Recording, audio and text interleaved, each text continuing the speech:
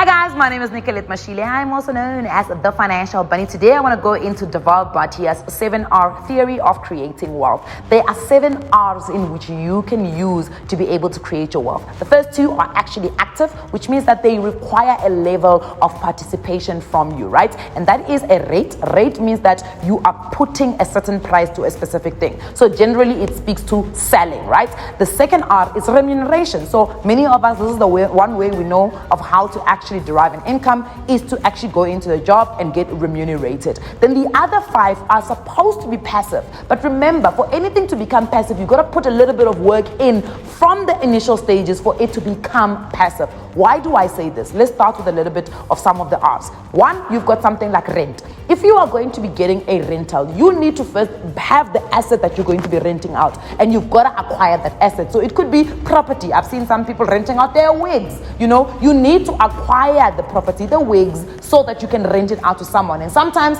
you know that tenants can become a bit of a problem, or somebody doesn't bring back your wig. You may need to just go and shake them up a little bit to give you. So there is a little bit of action that is required from you. The next R under that is royalties. Now, we all know what royalties are. If you work in the music industry, if you work in the entertainment industry, you know that there's this thing called royalty, where they have used perhaps maybe your voice, or you're getting royalties for work that you've already put in. Let's talk a little bit about rights. Rights could be, a right to use your name, or a right to put their name on some of the work that you've done. So if you've worked in this space of sponsorship, you may find, so for instance, you look at Soccer City, FNB paid for the rights for Soccer City to be called the FNB Stadium. So this is where rights are. So in your own personal capacity, it could be, for instance, the right to use the name Financial Bunny, so these are the types of things. So it's based on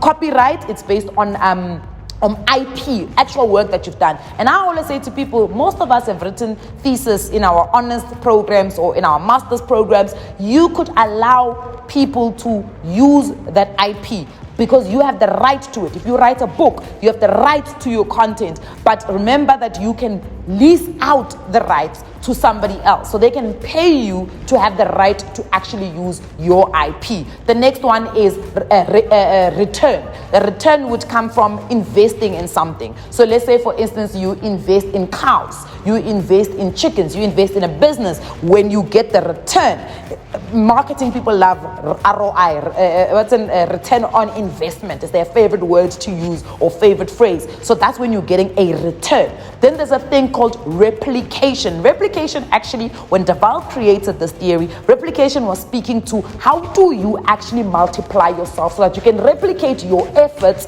to be able to get the same result, but now it's being gotten by a couple of people. And I have now tried to modernize replication, and I'm saying it's about making yourself more valuable. How do you become a little bit more valuable that you can actually double up on your rate, because now you are no longer just an honest student, you're an honest student with 7 years experience. That's how you can replicate yourself to a point where you actually can make a little bit more money.